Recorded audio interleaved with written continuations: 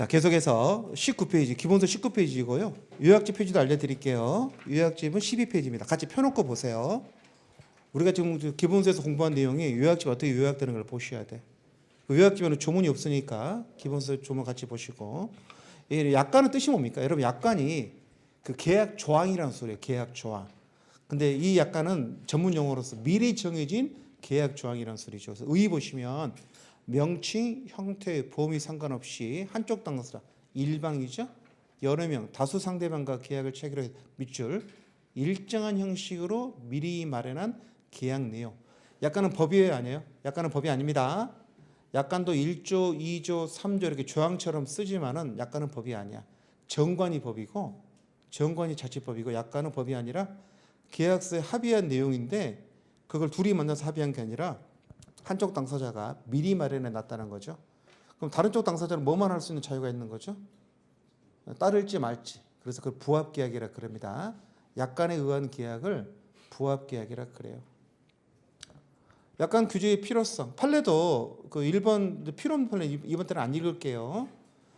여러분 뭐 읽어보시던 약관은 왜 규제합니까, 여러분? 상대방한테 불리하기 때문에 그런 거죠. 조문을 받을 필요 없고. 그 조문 좀 봅시다. 2조 보시면 그 법의 정의라는 건 여러분 정의롭다가 아니라 정의 규정이라는 소리죠. 개념을 미리 정해 놓은 거야. 법적 개념을. 그래서 약관은 뭡니까? 명칭, 형태, 범위와 상관없이 한쪽 당사자가 여러 명의 상대방과 계약을 체결하기 위해서 일정한 형식으로 미리 마련한 계약 내용. 약관 동그라미 하고. 요거 그대로 제가 의의에 쓴 거죠. 사업자는 누굽니까? 사업자는요, 마지막에 제안하는 자. 약관을 계약 내용으로 할 걸 제안하는 자가 사업자고요. 고객은 누구죠? 제안받은 자. 사업자를 회사라 쓰고 고객을 소비자로 쓰시면 안 됩니다. 그건 전문 용어가 아니잖아. 법을 만들 때는 법에서 쓰는 용어를 딱 정의해 둔다고. 그 다음 항상 그 용어를 쓰는 거야. 제안하는 자가 사업자고 제안받은 자를 고객이라 그럽니다. 주관식에서는 쓸 일 없어. 객관식에서는 필요하지만 넘기세요. 자, 약관은 세 가지를 공부하셔야 되는데 세 문제라 그랬죠. 첫 번째는요, 약관의 편입 요건이라 그래요. 언제 약관이 되냐면 편입 통제라 그러거든. 약관을 통제하는 게. 두 번째는 편입된 약관의 내용이 불분명할 때 해석을 어떻게 할까요? 해석 통제라 그러고요. 세 번째는 이제 해석이 끝난 그 약관이 공정하냐 불공정하냐 그걸 통제하는 거죠. 불공정성 통제라 그럽니다. 이 불공정 통제는 어떤 교수님은 내용 통제라고 말하는데 이 세 가지도 다 내용 통제이기 때문에 정확한 표현은 아니고 이렇게 쓰는 게 더 맞죠. 교재는 이렇게 써 있죠. 두 개 다 B급입니다. 굳이 따지면 이렇게 되는 거죠. 다른 시험에서는 약간 A급 문제야. 다른 변호사 시험에서는 약관 규제법이 시험법에 들어있냐 안 들어있냐를 묻지도 않습니다. 그냥 A급 문제야. 당연히 민법 내용인데 실질 민법에 들어간다고 보는 거죠. 우리 시험에는요, 약관 규제법이 시험법에 빠져 있어. 그래서 11년 동안 안 된 거야. 여러분도 마찬가지입니다. 나온다 안 나온다? 따지면 안 나와. 안 나온다는데 정리 안 해두고 나오면은 나만 당하는 거라 어쩔 수 없이 정리하는 거야.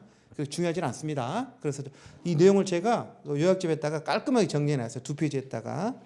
요약집 보시면 12페이지에 편입 요건 보시죠. 편입 동그라미 B번. 편입이 있잖아요. 그리고 가로 안에 뭐라고 되어 있습니까? 약수령 B 이렇게 되어 있죠.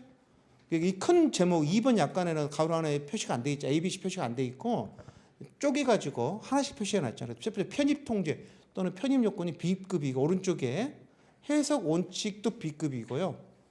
밑에 4번에 불공정성 통제도 B급이야. 세 개를 한꺼번에 물어볼 수는 절대 없어. 그래서 따로 딱 세 문제 준비하는 겁니다. 근데 열심히 하지는 마세요. 제가 모의고사도 절대 안 냅니다. 이거 그냥 눈으로 어차피 안 나오는 쪽이 가깝기 때문에 한 번도 11년 동안에 학원 모의고사 낸 적도 없어요. 다만 공부 조금 하는 거죠. 자, 약간의 편입 요건은요. 기본서 보시면 이게 조문 3조에 관한 내용이죠. 조문 박스 보이시죠? 요약집에는 그 조문 박스가 없잖아요. 내용은 똑같습니다. 조문 박스 3조 보시면 이렇게 돼. 1항은 뭐라고 되어 있습니까? 사업자는 고객이 약관의 내용을 쉽게 알 수 있도록 작성. 그리고 1항은 작성 의무라 그러죠. 1항 옆에다 작성이라 써놓으시고요. 표준화 체계화된 용어를 사용하며 중요한 내용을 부호나 색채나 여러분 저 신용카드 그 영수증 보시면 뒤에 보시면은 박스 쳐지고 뭐 굵은 글자로 써 있는 거 있잖아요. 굵고 큰 문자 등으로 이것 때문에 그런 거죠. 명확하게 표시해 가지고 쉽게 약관을 작성하라. 처리 어떻게 할 거냐. 굵게 써 있죠. 자, 2항 3항을 외우셔야 되는데 2항 3항 4항 3개 외우는 겁니다. 2항은요. 옆에 명시라고 써 놓으실래요? 그래서 약관의 내용을 어떻게 하라고? 분명하게 밝히래요. 분명하게 밝히고 한자로 명시죠. 국어 순화가 돼 가지고 조문이 바뀌었죠. 그래서 어떻게 명시해야 됩니까? 계약 내용 종류에 따라서 일반적으로 예상되는 방법. 이게 포인트죠. 일반적으로 예상되는 방법으로 명시하라. 고객이 요구할 때는 4번을 고객이 내줘 교부죠. 명시하고 뭐 하라고? 원하시면은 4번을 교부해가지고 고객이 약관 내용을 알 수 있게 해줘야 한다는 거죠. 은행에 인터넷 예금만 하면은 이자를 0.1% 더 주거든. 근데 처음에는 그 은행에 가야 돼. 그래서 은행에 갔더니 막 설명을 하더라고요. 약 이자는 얼마고 거래는 창구 거래는 안 되고 막 설명하더라고. 그래서 설명을 다 들었거든. 뭐 이렇게 밑줄을 쳐가면서 설명을 하시더라고. 그래서 제가 뭐라고 주라 그랬어. 한번 가져가려고 설명을 주라고 그랬더니 그분이 여자분이 당황하시더니 인터넷에 보시면 안 되겠니? 사이트에 들어가서 보시면 안 되겠니? 아니 그래서 고객이 요구하면 4번을 교부했는데 이게 자기가 이렇게 표시해 놨잖아. 이렇게 밑줄 그 왜 안 주냐면은 자기가 설명했다는 증거가 되는 거야 나한테. 설명에 증거가 되기 때문에 그걸 안 주는 거야 여러분. 이해되시죠? 원칙은 뭐라고? 고객이 요구하면 주도록 돼 있습니다. 그래서 내가 알았다 그랬더니 고맙다 그러면서 달려가고 사탕 2개 주더라고. 달려갔다고 사탕 2개. 단서가 있죠? 다음 각호 언어 할애할 때는 약간 그래야 돼. 이 명시 교부 의무가 제한되는 게 있습니다. 그게 뭡니까? 여전우공이야. 시험에 나오진 않습니다. 역액 운송, 전기가스 수도, 우편, 공중전화, 서비스, 핸드폰 아닙니다. 공중전화 통신업. 공중전화 전화했더니 전화하더니 중간에 교환이 나타나가지고 약관을 설명하겠대. 약관을 명시하겠대. 미쳐버리겠죠. 그럼 그 짜증나잖아. 그래서 그럴 때는 뭐 한다? 명시 안 합니다. 여러분 이제 고속버스 끊을 때 고속버스 표 파시는 분이 약간 명시 안 하시죠? 그냥 표 주죠? 광주 툭툭 이렇게 왔다 갔다 하잖아. 더 이상 무슨 말이 필요해. 그렇죠? 근데 그런 경우는 여러분 시행령 2조 뭐라고 되어 있습니까? 역전우공, 이양 각호에 해당하는 약관, 여전우공이잖아. 그 경우에도 사업자는 영업세 약관 내용을 뭐 하시라고? 비치. 영업세 비치해가지고 고객이 볼 수 있도록 해주라는 거야. 명시도 안 하고 교부도 안 하지만 고객이 궁금해하잖아. 그럼 뭐 하라고? 따라오시라고. 사무실로 따라오라 그래가지고 사무실에서 보여줍니다. 비치해놨으니 그 비치 의무라 그래. 제가 지난번 예전에 젊었을 때 그랬어. 고속버스 떠난 다음에 차를 놓쳐가지고 환불을 받아야 되는데 너무 많이 깎더라고. 그런데 그런 게 어딨냐고. 그런 게 설명도 안 해줬지. 그런 거 언제 그런 거 말해주냐 그랬더니 젊은 친구가 뻑뻑하네 그러면서 그걸 어떻게 설명하냐 그러더라고. 설명 안 해도 된다고 돼 있잖아. 그래서 걔들 이제 명시 안 한 거잖아 여러분. 그걸 나한테 따라오래. 따라갔더니 나 펼지 알았어. 펼지 알고 왜 따라오라 그러니까 갔더니 사무실에 가서 이거 보여주더라고. 여기 보라고 출발한 다음에는 30% 되지 않냐고 그러더라고. 그래서 알았다고 30% 달라. 그렇죠? 그겁니다. 그래서 비침. 그 당시에 조문이 있었어요. 그분은 법에 따라 한 거죠. 저는 법을 몰랐고. 자, 3항 굉장히 중요하죠. 설명도 해주셔야 됩니다. 명시만 하면 압니까 우리가? 검은 건 한자 한글이고 흰 건 종이도 그렇게만 알잖아. 설명은요 뭐만 설명하면 되죠? 중요한 것만 설명하시면 돼. 은행 예금 들어가시면 이자, 만기 이런 것만 설명하잖아요. 어떻게 설명하라고? 영어로 말하시면 안 되겠죠. 이해할 수 있도록 설명하라고 되어 있습니다. 그래서 중요한 내용을 이해할 수 설명해야 됩니다. 꼭 기억하세요. 설명했냐는 맨날 싸우잖아. 보험기업 같은 경우. 그렇죠? 다만 뭐는 설명 안 해도 됩니까? 설명이 현저히 곤란하대요.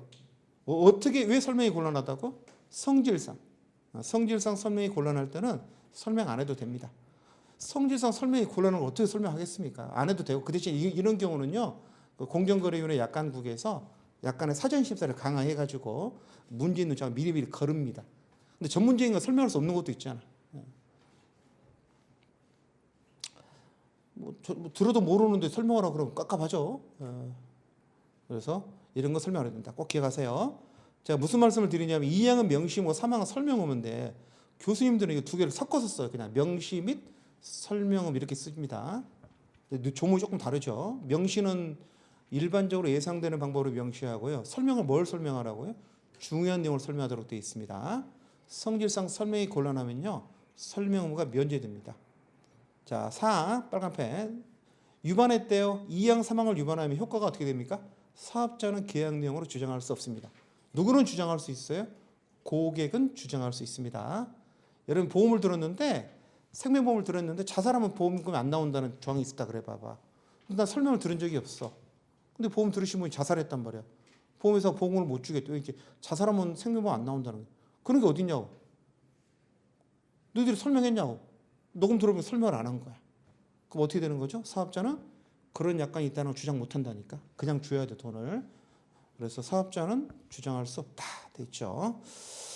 그냥 조문만 외우셔도 됩니다. 이걸 이쁘게 설명해 놓은 게 프린트물 보시면 보세요.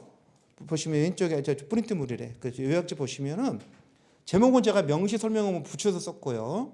동그라미 1번은 명시 및 사본 교부문이라 그래가지고 일반적으로 예상되는 방법으로 분명히 밝히라고 돼 있고 설명부터 써놨죠? 설명을 써놓고 조문 그대로 쓴 거야. 자, 요약집에 3번의 별표 한번 쳐볼래요? 굉장히 중요하죠. 우리 판례가 여러분이 대법원이라 그러면 사업자 편 들까 고객 편 들까? 고객 편 들어요? 어휴, 사업자 편 듭니다. 사업자 변호사가 다 친합니다. 돈도 많이 받고. 그래서 어떻게 했냐면은 회사 사업자 입장에서는요, 이게 명시 설명 안 할 때가 많거든. 판례가 3번이 굉장히 중요하죠. 약관에 정해진 내용이라 할때라도 자, 1. 거래상 일반적이고 공통된 것이어서 꼭 기억하세요. 설명 없이도 충분히 예상할 수 있는 사항. 진짜 짜증나는 조항입니다.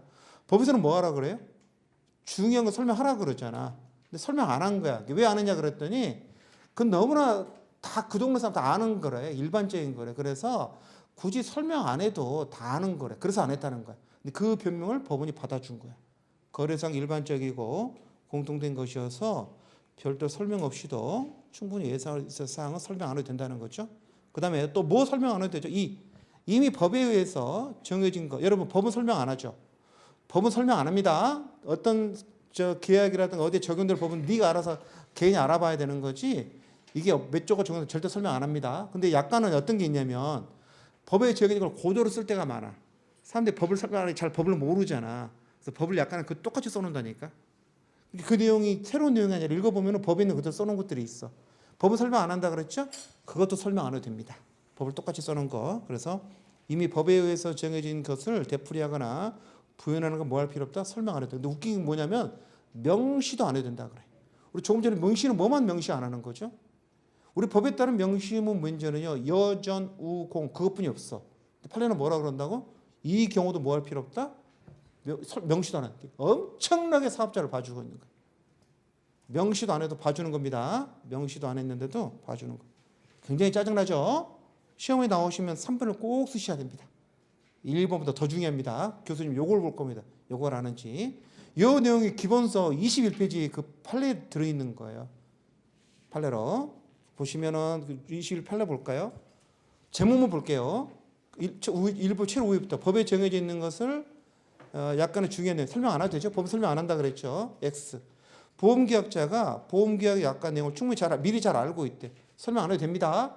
계속 사업자 편 들고 있는 거야. 세 번째가 제가 책에 요약집에 써놓은 겁니다. 거래상 일반적이 공통된 것이어서 별도 설명 없이도 충분히 예상할 수 있다는 거 하나. 법에 정해진 것을 되풀이하거나 부연을 정당하는 거. 됐죠? 다 있는데 세 번째 판례만 넣어놓은 거예요. 넘기셔서 보험사고 내용이나 범위를 4번은 다음 판례는 더 웃깁니다. 여러분. 보험사고 내용이나 범위를 정한 보험약관인데요. 설명 의무를 이행 여부가 미친 것 같아 판사. 이행 여부가 체결 여부에 영향을 안 준대. 너는 설명 안 해도 이 보험 들었을 거라는 거야. 관심법입니다. 관심법. 어떤 보험계약의 당사자 사이에서 약간의 명시 설명 의무가 제대로 이행되었더라도 그러한 사정이 그 보험계약 체결 여부에 영향을 미치지 아니하였다 볼 만한 특별한 사정이 인정된다면 끊고 비록 보험사고 내용이나 범위를 정한 보험약관이라 할지라도 이러한 명시 설명의 대상이 되는 중요한 내용으로 볼 수 있다. 이것도 웃기죠. 명시는 모든 걸 다 명시하는 거거든. 설명을 중요한 걸 설명하는 거잖아. 자꾸 두 개를 한꺼번에 섞었어. 근데 판례는 뭐라 그럽니까? 조금 전에 뭐라 그러냐면 앞에 판례 앞에 넘겨보실래요? 넘겨보세요. 마지막 세 번째 판례는 뭐라 그럽니까? 명시 설명무가 있다고 볼 수 없다 이렇게 써놨잖아. 이건 면제 주는 거야. 명시 설명 면제 주는 거거든. 네 번째 한 번 더 나가는 거죠. 뭐라 그래? 중요한 게 아니래. 중요한 게 아니니까 아예 처음부터 명시 설명 대상이 안 된다고 보는 거야. 완벽하게 봐주려면 확실하게 봐주는 거죠. 중요한 거 설명하라 그러는데 이건 중요한 게 아니라 왜? 너는 어차피 설명 안 들어도 이 보험 들었을 거라는 거. 이렇게 봐주기 시작하면요. 고객은 얼마나 불려줍니까? 난 분명히 설명을 안 들었거든? 그래서 판사님 설명 안 들었으니까 계약명이 안 됐죠. 그랬더니 너는 설명 안 들었어도 설명 들었어도 너는 이 보험 들었을 거라는 거. 그걸 판사님 왜 결정해요? 내가 결정해. 이상한 판례는 그랬잖아. 그래서 네 번째는 시험에 안 내고요. 세 번째만 시험에 나옵니다. 답안지도 뭐만 쓰시면 돼요? 세 번째 판례만 쓰시면 돼요. 그걸 제가 요약집에다 정리해 놓은 거예요. 됐죠? 자, 요약집 볼까요? 위반하면 어떻게 된다 그랬어요? 사업자는 뭐 할 수 없다? 주장할 수 없다. 누구는 주장할 수 있다고? 고객은 주장할 수 있다. 써놨잖아. 자, 물어볼게. 자, 글씨가 느려요. 4번에 보시면 위반효과 동그라미 1번, 동그라미 2번 두 개 있잖아요, 지금. 그럼 여러분은 어떻게 됐을까요, 여러분? 1, 2번을 글씨가 빠르시면 다 쓰면 좋겠죠. 사업자는 주장할 수 없다. 고객은 다 쓰면 좋겠지만 글씨가 느리시면 뭐만 쓰면 됩니까? 1번만 쓰면 되죠. 사업자는 뭐 할 수 없다? 주장할 수 없다. 그래서 다 쓰려고 고민하지 마세요. 꼭 써야 할 말만 쓰면 돼. 선생님 그러면 점수가 좀 덜 나오잖아. 좀 덜 받으면 되지. 덜 받고 다른 데서 받으면 되지. 어차피 이거 못 쓰면 그 시간에 다른 거 쓸 거 아닙니까? 됐죠? 그래서 왼쪽에 지금 쓰면 됩니다. 저 하나 공부 안 한 게 뭐냐면 왜 계약을 약관을 지켜 구속력의 근거야. 우리 기본서는 20페이지 20페이지 제일 위에 있고요. 약관의 구속력의 근거 있잖아. 요약집에는 12페이지 위에 두 줄로 정리해놨죠. 5줄을 두 줄로 정리해놨는데 여러분 약관을 왜 지키는 거야 우리가? 약관을 왜 지키는 거라고? 여러분이 그 약관을 계약 내용으로 포함식으로 뭐 했기 때문에? 합의했기 때문에 그래. 지금 합의 안 했는데 클릭했잖아. 클릭한 게 합의입니다. 상대방 미리 보여줬잖아. 클릭하면 합의된 거지. 그래서 약관이 계약 당사자의 구속력을 가지는 것은 그게 법이기 때문에 지키는 거 아니에요. 약관은 법이 아니라 그랬죠. 이걸 우리가 법규설이라 그러거든. X. 법이기 때문에 아니라 계약 내용이 포함식으로 합의했기 때문에 그걸 계약설이라 그래. 계약설 동안에 판례입니다. 우리 판례가 그렇게 정확히 말해줬어요. 약관을 지키는 이유는 약관이 법이기 때문에 지키는 게 아니라 네가 클릭함으로써 계약 내용이 포함시키기로 합의했기 때문이다 이렇게 보는 거죠. 이 계약설입니다. 그래서 그것도 좀 알아두세요. 약관을 왜 지키는지. 그래서 편입 요건을 같이 쓰는 겁니다. 요약집에다 써놨죠. 편입 그래가지고 1. 구속력의 근거 편입 요건 이렇게 해가지고 더 이상 줄일 수 없이 가장 완벽하게 줄여놨습니다. 7, 8번이면 쓸 수 있겠죠? 자꾸 눈에다 바르세요. 손으로 쓰는 연습 안 하셔도 돼. 이런 것을. 자, 그 다음에 해석 원칙 보시면 여러분 약관은 우리는 해석 어떻게 해야 될까요? 그 이야기잖아. 이거 사조에 관한 조문입니다. 그래서 기본서 22페이지 조문박스 4조 있죠? 외우셔야 됩니다. 약관에서 정하고 있는 사항에 대해서 사업자가 고객이 약관의 내용과 다르게 합의한 걸 개별 약정이라고 그래요. 다르게 합의 동그라미. 다르게 합의하면 뭐가 우선할까요? 그 개별 약정이 우선하는 거죠. 이걸 우리 유시가 말로 개별 약정 우선 원칙이라고 그럽니다. 근데 요거 말고도 5조에 보시면 3개 더 있어요. 3개. 보세요. 첫 번째 5조 1항 약관의 시행의 측에 맞춰서 공정해석 끊어. 이게 첫 번째 원칙이죠. 시행의 측에 따른 공정해석 원칙. 그다음에 2. 고객에 따라서 다르게 해석돼서는 안 된다. 이걸 객관적 해석이라 그래요. 그저 밑에 막 조문 써놨는데 내용 써는 필요 없어요. 조문 읽어도 돼요. 객관적 해석 원칙 또는 통일적 해석 원칙. 그다음에 이 항은 뭐라고 고객 약관한테 명백하지 않단 말은 무슨 말입니까? 불명확 조항이라는 거죠. 회사들도 사업자들도 제대로 쓰기 힘들 때 있잖아. 로펌 같은 거 끼지 않으면 이상한 내용들이 있어. 그때는 뭐 합니까? 고객이 어떻게 유리하게 해석한다는 거죠. 고객 유리. 작성자에게 불리하게 고객 유리. 요 4조 5조를 풀어 가지고 밑에 1번, 2번, 3번, 4번을 쓴 거예요. 1, 2, 3번은 5조고요. 4번 개별 약정이 4조죠. 개별 약정을 먼저 써야 될 것 같은데 논리상으로는 조문상으로는 먼저 나오는데 논리상으로는 뒤에 쓴 겁니다. 그래서 해석 원칙을 시험에 내면은 어떻게 쓰면 되냐면 요 네 가지 썼잖아요. 그럼 4.4점 16점에다가 약간의 의 그리고 20점 만점 이렇게 되는 거거든. 제목만 이건 제목 알면 내용 쓸 수 있어. 그렇죠? 그래서 요 내용을 제가 요약집 보시면 딱 한 줄로 정리해서 한 줄로 외우기 쉽게 하려고 약간의 해석 그래가지고 약간의 시인의 책에 따라서 공정 해석돼야 한다. 통일적 해석은 다르게 해석돼서는 안 된다. 그다음에 명백하지 않을 때는 고객에 유리하게 해석하라. 개별 약정은 약관보다 뭐한다? 우선한다 이렇게 해놨죠. 그 요약지만 보시면 됩니다. 그 다음에 내용 통제, 이걸 기본서는 내용 통제, 요약지만 불공정성 통제로 되어 있죠. 일부러 조문을 내용을 제목을 달리 붙였습니다. 불공정한 약관을 무효로 한다는 거죠. 약관규제법 6조 이하를 공부하는 건데 6조 별표 굉장히 중요하죠. 시의칙을 위반해서 공정성을 잃은 약관은 뭐다? 무효이다. 굉장히 중요합니다. 시의칙을 위반해서 공정을 잃은 약관은 무효이다. 여러분 만약에 6조 1항이 없어도 우리 민법 104조에 따라서 불공정한 법률행위 무효를 할 수 있는데 약관규제법에서 더 자세히 써놨다는 거죠. 그래서 불공정한 약관은 무효입니다. 무효 동그라미 하세요. 화이트로 지우면 된다는 거죠. 무효니까. 근데 문제는 어떤 게 불공정한 것인지를 알기 힘들어서 2항에서 추정정을 써놨죠. 다음 각 어느 하나에 해당할 때는 공정을 약간 뭐 한다? 추정 동그라미. 본다 아니에요. 추정한다. 그래서 요 세 개는 좀 외워주세요. 혹시 저 약간의 불공정성 시험에 나오면은 6조를 써야 되거든요. 6조 1항만 쓸 수는 없잖아. 추정정 3개. 첫 번째는 1호는 뭡니까? 고객 부당 분리. 키워드 고객 부당 분리. 사업자는 없어. 다 고객이야. 고객이 부당하게 분리한 경우. 두 번째 뭐죠? 고객이 예상하기 어려운 조항. 이거 기습조항이라 그래.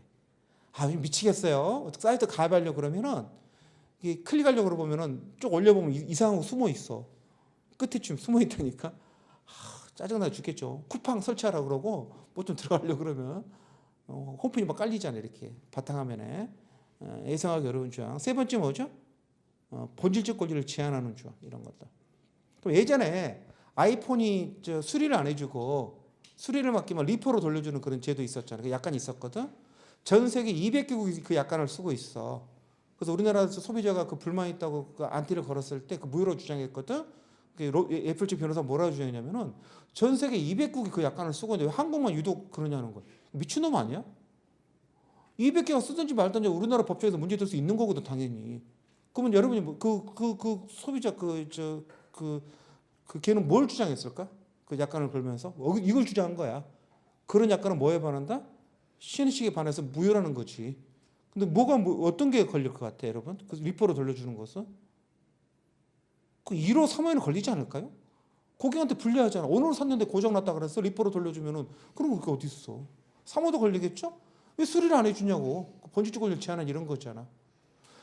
내 건도 안 돌려준다니까? 수리 안 된다 그래. 그냥 돌려주라 그렇게 말하잖아. 그것도 안 된다 그래. 그래서 왜 그러냐 했더니 약관에 그렇게 돼 있다는 거야. 그런 게 어디냐 그랬더니 고객센터 전화해서 따지래. 고객센터 어디냐? 싱가포르에 있대. 그 영어로 말해야 돼. 미친놈이죠. 그래가지고 어떤 데 폭발해가지고 싸웠잖아. 근데 결국은 흐지부지 됐는데 재판하다 어떻게 되는가 중간에 결론이 안 나왔어요. 안 나왔는데 그때 써먹는 겁니다. 여러분이 이제 계약서에 썼는데 약관에 따른 계약이라 그래가지고 이딴 소리 하잖아요. 그러면 이걸 걷는 거야. 이걸 걸어가지고 주장하세요. 근데 이 내용이 굉장히 간단하잖아. 그래서 밑에 내용 보시면 6조 1항에서 시의칙을 위반한 것을 써놓고 나서 밑에 빨간 줄 7조부터 14조에서 개별적 무효사를 쫙 써놨어. 근데 그건 우리 시험 공부하는 게 아니야. 왜? 그걸 공부하게 되면 경제법이 돼버려. 변호사 애들 선택하면 경제법이 돼가지고 공부하는 거 아닙니다. 그런 게 있다. 여러분 2줄만 쓰면 돼.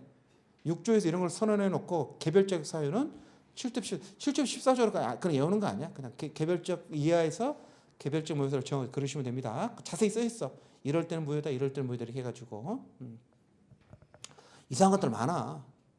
보면은.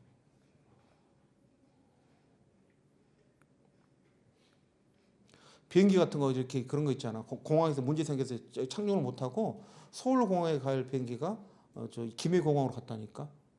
서울공항에 문제가 생겨가지고 그래가지고 난 서울 가야 되는데 했더니 가시래. 알아서 가시래.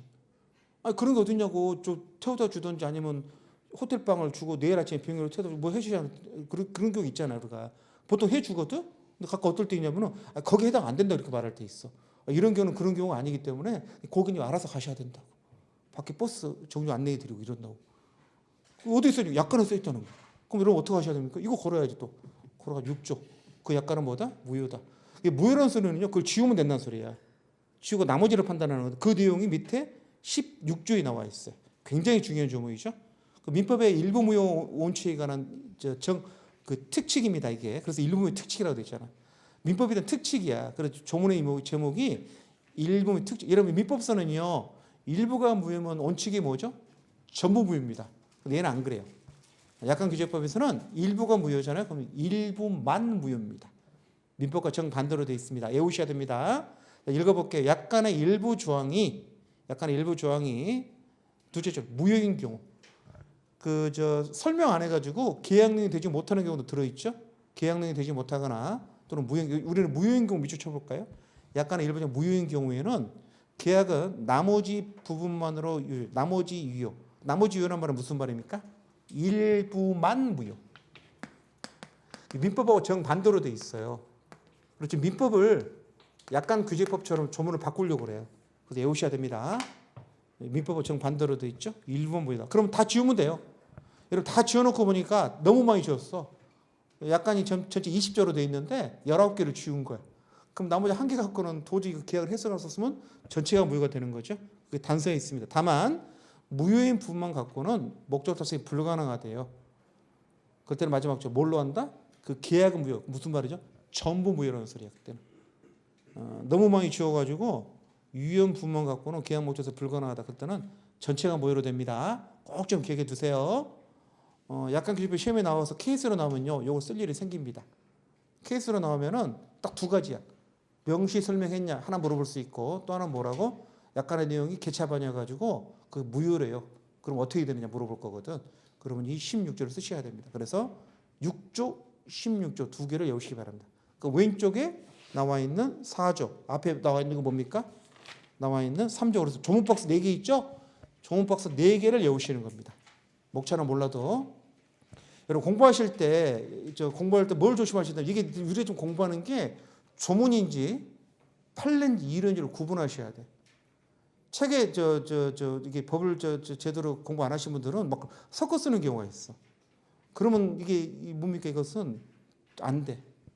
그건 매운 거 이렇게 막 밥하고 막 섞어 먹는 거 똑같은 거. 무슨 말인지 맛이 알 수가 없잖아. 내가 좀 공부하는 게 조문인지 판례인지를 써놔셔야 돼. 다 구분하셔야 됩니다. 이 약관규제법은요 시험 출제가능성이 떨어지니까 결국 쉽게 말하면 뭐만 하시면 됩니까? 조문 박스 4개만 알면 돼. 박스 4개하고 종류 판례 하나 있었죠?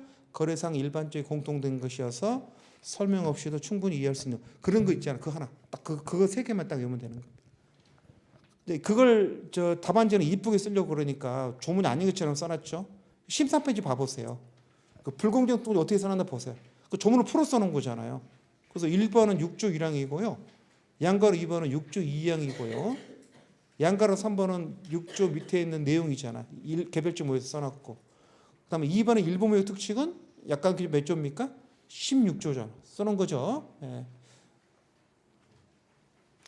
그 예전에 이렇게 그 조문박스 조문인 것을 가로로 조문 표시를 다 해놨거든. 해놓으니까 어떤 분이 뭐라 그러냐면 답안지 그 조문을 써야 되냐고 물어보시더라고. 불가능하지. 어떻게 조문을 써? 조문을 쓰는 거 아닙니다. 가끔 보다 조문이 써져 있는 것은 이게 조문이라는 걸 알아는 거야. 그게 조문인지 판례인지 이론인지 구분하라 그랬잖아요. 이게 조문이라고 보여준 거라고. 여기는 안 써놨죠. 왜? 다 조문이거든. 그래서 안 써놓은 겁니다. 딱 3개. 더 이상 간략하게 정리할 수가 없어요. 편입, 해석, 불공정성, 통제 3가지. 더 이상 줄일 수가 없습니다. 10년 동안 줄인 겁니다. 보시고요. 자, 넘기세요. 자, 드디어 이제 시험범위 처음으로 들어가기 전에 프린트물은 뭐 되어 있습니까? 14페이지 성립이잖아. 근데 기본서는 몇 페이지? 24페이지 종류는 선생님 왜 종류는 프린트물에 요약집이 없나요? 안 나오니까 없는 거지. 없는 건데. 근데 이것은 수업시간 할 걸 해야 된다 그랬잖아. 그래서 기본서로 볼게요. 안 나올 걸 생각해서 아예 안 넣은 거야. 안 넣은 건데 또 안 넣으니까 또 약간 찝찝하긴 한데 뭐 낼 게 없어.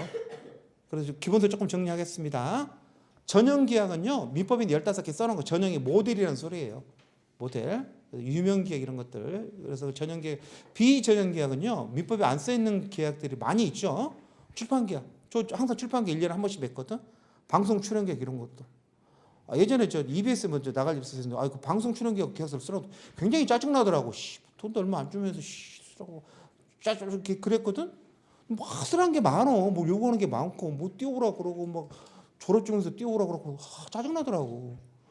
그런데 그게 나중에 보니까 EBS 사이트 올라가면 그게 1년 내내 계속 그게 올라가 있잖아. 1년쯤 지났는데 모르는 툭 들어오더라고. 인쇄가 들어오는 거야. 그다음 방송된 거 들어오는 거야. 공돈 생긴 것 같잖아. 공돈. 좋더라고. 그런 게 다 무슨 계약입니까, 여러분? 민법에는 안 나와 있지만은 우리 실제로 하고 다니잖아. 비전형 계약이라 그래요.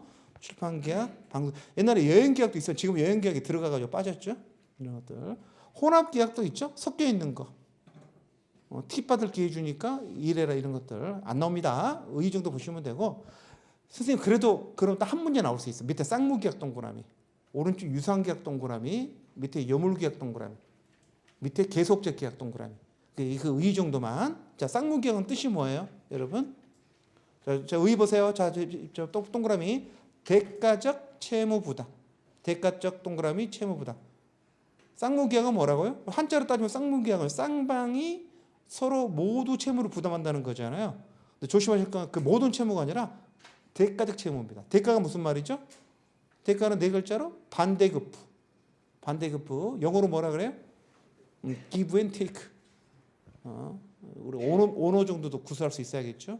give and, 내가 받으니까 주는 거야. 정확히 말하면 take and give죠. 주고받는 게 아니라 받고 주는 거잖아. 너 축의금 3만 원, 나도 3만 원 이렇게 하는 거죠. 그래서 take and give. 그걸 쌍무계약이라 그래요. 그럼 여러분이 아는 매매나 임대차는 다 무슨 계약? 쌍무계약이죠.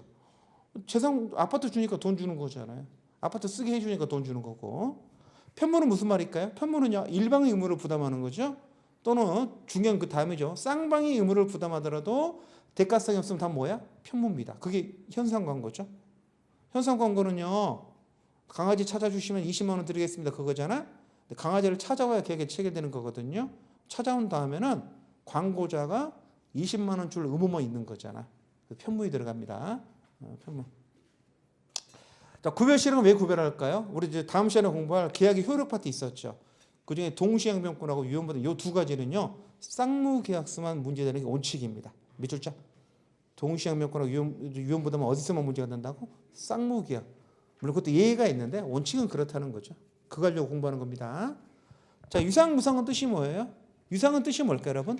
보상이 있다는 거야. 유상은 보상이 있다. 그걸 유상계약이라 그래요. 보상이 있다. 보상이 있다를 유상계약이라 그러죠. 자, 유상계약은 보상이 있다는 소리인데 그걸 유시한 말로 대가적 출연이라고 그럽니다. 대가적 출연. 출연이 무슨 말이죠? 민청 시간에 공부했죠. 자기 재산 감소, 타인 재산 증가. 이게 출연이냐. 매매계약이 전형적인 출연계약이죠. 내 재산이 줄어들면 상대방이 그 재산을 가져가게 되잖아. 상대방도 나한테 출연하죠? 돈이 줄어도 늘어나잖아. 그래서 그걸 대가적 출연이에요. 서로 출연한다는 거지. 그럼 여러분 느낌 보시면 쌍무계약이 넓은 개념이야? 유상계약이 넓은 개념이야? 유상계약이 더 넓은 개념이야. 유상계약은 계약의 전 과정에서 대가성이 있으면 유상이라고 그러고, 쌍무계약은 그 계약의 끝, 계약의 결론인 채권 채무만 쳐다보는 거거든. 그래서 쌍무계약보다 유상계약이 넓은 개념입니다. 그렇죠? 자, 마지막 줄. 현상광고는 편무지만 결국은 강아지를 찾아줘서 돈을 주는 거잖아요. 현상광고는 무슨 계약이다? 편무 이상이죠. 민법 총칙 시간에 했던 거잖아요. 총칙 시간에 했던 건데. 자, 정리하시면 쌍무계약은 대가적 채무를 부담하는 거라 그랬잖아요. 얘는 100% 유상입니다. 쌍무는 다 유상이에요. 근데 편무는요, 대가적 채무를 부담하지 않는 경우죠. 얘는 어떻게 됩니까? 두 가지로 나눠지죠. 그래서 얘는 99%는 뭐죠? 무상입니다. 무상인데 편무이면서 1%가 유상인 게 있어요. 그게 뭐라고요, 여러분? 현상광고죠. 현상광고만 없었으면 쌍무계약은 유상계약과 동의어가 되고 편무계약은 무상과 동의어가 될 텐데, 짜증나게 이거 하나 때문에 그래요. 현상광고 때문에 편무는 유상이 하나 있다는 거죠. 편무 유상인 게 대가적 채무를 부담하는 거, 대가적 출연을 하는 게 이런 것들. 시험 문제 안 나옵니다. 혹시 나오시잖아. 뭐만 쓰면 됩니까? 쌍무계약, 편무계약 의, 유상계약, 무상계약 의 쓰고 구별실익 딱 그만 쓰면 되거든. 너무 없으니까 예를 한 두 개 들어주면 좋겠죠. 구별실익은 왜 구별할까요? 유상, 무상은? 이건요, 그럼 구별실익 이게 중요합니다. 조문이 있어요. 유상계약은 뭘 갖다 베낀다고? 매매에 관한 규정을 베낀다고 돼 있어요. 왜 그럴까요? 매매가 가장 전형적인 유상계약. 그래서 매매의 조문을 쫙 써놓고 거기에 관한 내용은 다른 데 조문이 없더라도 그대로 적용해. 담보책임은요, 매도인 담보책임을 열심히 써놨거든. 근데 웃긴 게 뭐냐면 임대인 담보책임은 조문이 없어요. 그 임대인은 담보 책임 안 질까? 담보 책임을 지는데 조문이 없다니까. 왜 그렇다고? 매도인 담보 책임을 준용하도록 돼 있거든. 그래서 따로 이제 임대차도 공부는 안 하는데 담보 책임 집니다. 임대인이 가게를 빌려줬는데 지붕이 샌다 그러면 당연히 책임져야죠. 근데 조문이 없다고. 조문이 없다고 안 지는 게 아니라 유상계약이기 때문에 갖다 베낀다니까. 꼭 알아두세요. 쌍무, 편무, 구별 시력은 조문에 없고 이론적으로 해결하는데 오른쪽에 유상무상 구별 시력은 조문이 있습니다. 매매에 관한 규정이 그게 제일 중요한 것 같아요. 조문이 제일 중요해요. 그 다음에 판례고 이론은 별로 안 중요해. 조문 판례까지만 잘 알아도 됩니다. 자, 이론적으로 중요한 게 낙성 요물입니다. 자, 별표. 굳이 따지면 이거 하나, 요물계. 사법시험 50년 동안 찍었고 결국 안 나오고 사법시험이 폐지됐습니다. 그게 안 나오, 그냥 쓸 게 없잖아. 그래서 안 나온 거야. 근데 이론적으로 중요해. 여러분, 낙성은 뜻이 뭐야? 낙성의 뜻이 뭘까요? 응? 관악구에는 여러분이 다 아는 대학교가 있죠. 그게 무슨 대학이야? 서울대. 또 하나 더 있죠. 무슨 낙성대. 예전에 그 사망 토론이 나오잖아. 낙성대 연애학과 무슨 거 나오잖아. 그 낙성이야. 낙성의 뜻이 뭐예요, 여러분? 낙성의 뜻이 뭘까? 낙이 승낙이야, 승낙. 성이 성립이고 승낙만 있으면 뭐 하는 거라고? 성립하는 계약이라는 거죠. 근데 여러분, 계약은 승낙만 있으면 되는 거야? 아니지. 청약도 있어야 되죠. 그 낙성 계약은요, 청약과 승낙만 있으면 성립하는 계약. 그게 낙성 계약이야. 요게 낙성입니다. 이거만 있으면. 어떤 액션이 필요하고 서로 말만 맞추면 된다는 거야. 이걸 합의라 그러잖아. 그래서 합의가 있으면 계약이 성립하는 거잖아요. 합의라는 것은 청약과 승낙 의사표시 합치, 그게 합의잖아. 상대방이 청약을 하고 거기에 다른 쪽 상대방이 승낙하면 계약 성립하는 계약 무슨 계약을 해? 낙성 계약이라 그래. 이게 원칙입니다. 채권 계약은 다 무슨 계약이라 원칙이? 낙성 계약이 이게 원칙입니다. 서로 말만 서로 맞으면 뜻만 맞으면 계약은 뭐 되는 거다? 체결되는 겁니다. 낙성 계약이죠. 그럼 어떤 계약은 뭐 있어요? 플러스 알파를 요구하는 게 있어. 서로 의사표시만 합치면 계약이 성립되는 게 아니라 뭘 요구한다고? 뭔가 액션을 요구하는 계약이 있다니까. 그 액션을 뭐라 그러냐면은 길게 말할 때 물건, 인도, 기타 급부라 그래. 여러분, 제가 좀 전에 채권이라는 것이 급부 청구권이라 그랬잖아. 근데 급부 청구권의 대표적인 급부가 물건 주는 거라 그랬죠. 그래서 이걸 줄여서 물건, 인도, 기타 급부라 그러거든. 이게 필요한 계약이 있어. 그게 무슨 계약이라 그래? 요물계약이라 그래요. 은행 예금하러 갔거든요. 제가 100억을 예금하겠습니다. 은행에서 그러세요, 그런 거야. 청약, 승낙 있었죠. 그리고 예금계약이 체결된 겁니까? 아니야. 돈이 교부가 돼야 된다고. 그러니까 예금계약은 무슨 계약이야? 요물계약입니다. 이걸 우리가 요물계약이라 그러는데, 이걸 요물이라 그러는데, 요물은 이 물자가 무슨 말입니까, 여러분? 물건, 인도, 기타 급부의 줄임말이에요. 글자를 좀 줄일까요? 8글자. 이거의 줄임말이야. 꼭 물건 인도만 필요한 게 아니라 물건 인도 기타 급부가 필요하다는 급부가. 추가적으로 그럼 무슨 계약이라고 그래? 요물 계약이라는 우리 민법이 5개 있습니다. 5개 외우시면 됩니다. 이거 보시면 첫 번째 합의만이 뭐야? 청약 승낙 일치 그게 합의죠? 합의만 성립하는 계약 낙성 계약이라 그래요. 청약 승낙을 합치되면 계약 성립하는 게 낙성 계약이라 그러고 합의 플러스 알파 물건 인도 기타 급부 그게 필요한 게 무슨 계약이라 그래? 요물계약이라 그럽니다. 시험에 요물계약이 나올 거야. 요물계약의 의의와 예를 적시하셔도 될 거라고요. 그리고 요물계약의 의의만 쓰지 말고 낙성계약의 의의도 쓰셔야죠. 대비되는 개념이니까. 자, 한 줄. 어떤 게 요물계약이라고?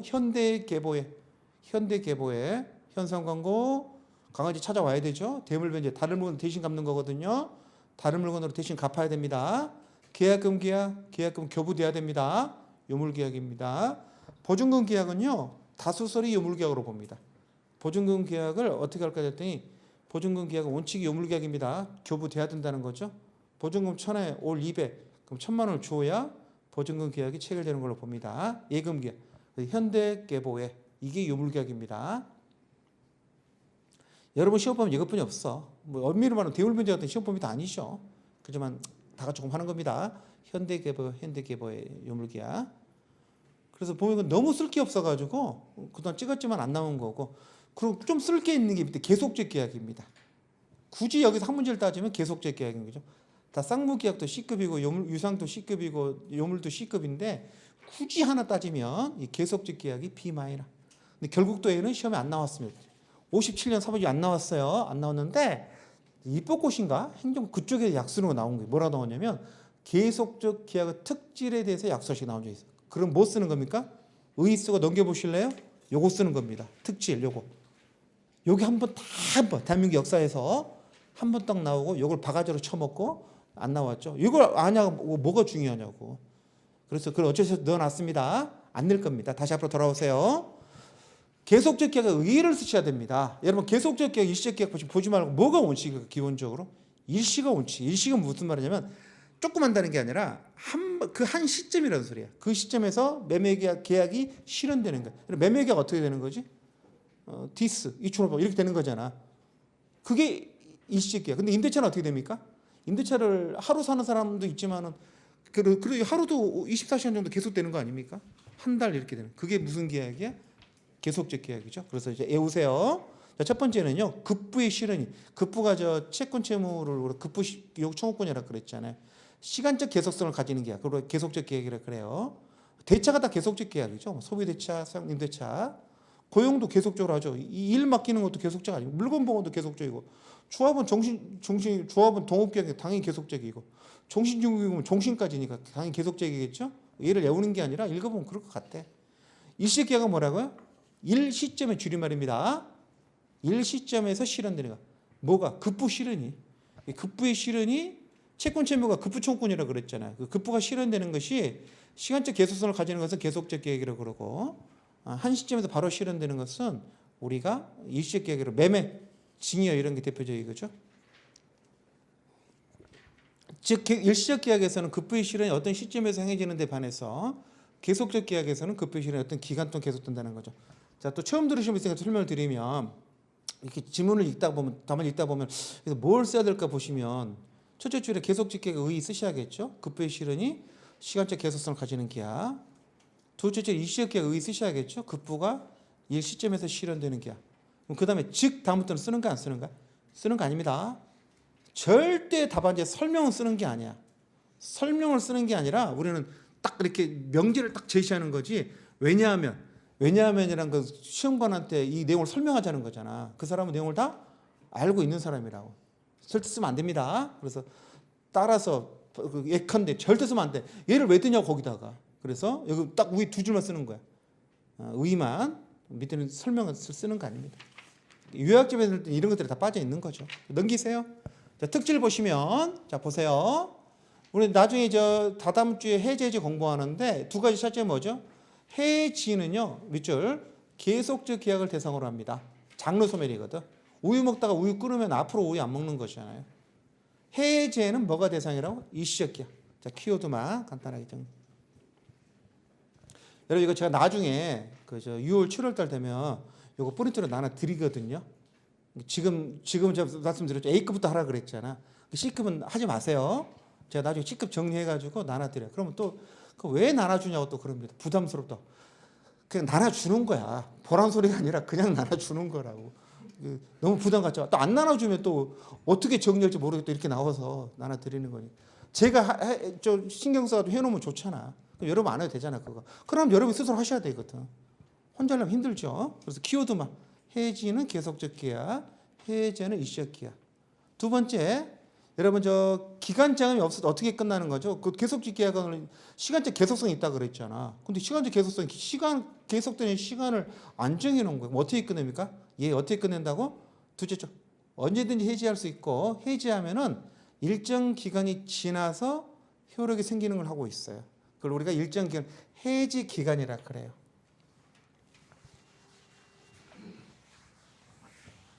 근데 임대차에서 가로 하나 있는데 임대차에서 기간 안 정하잖아요. 그럼 임대인 해지할 때는 6개월, 임차인 해지할 때는 1개월이 지나 효력 생기를 하고 있습니다. 그래서 해지는 종류가 두 가지가 있어요.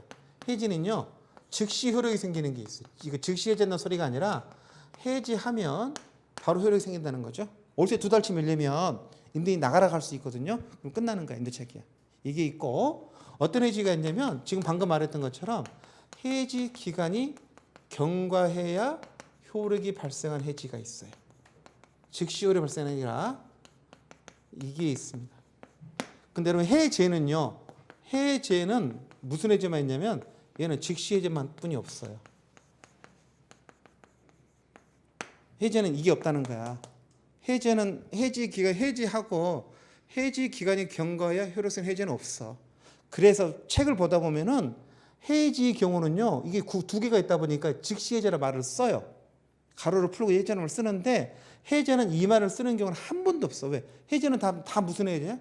다 즉시 해제거든. 그러니까 해제는 즉시 말을 절대 안 써. 교수님들이. 근데 요것은 쓰는 이유가 뭐냐? 얘랑 구분하고 싶어 하는 거야. 얘도 해지잖아. 얘도 해지잖아. 근데 뭐라고?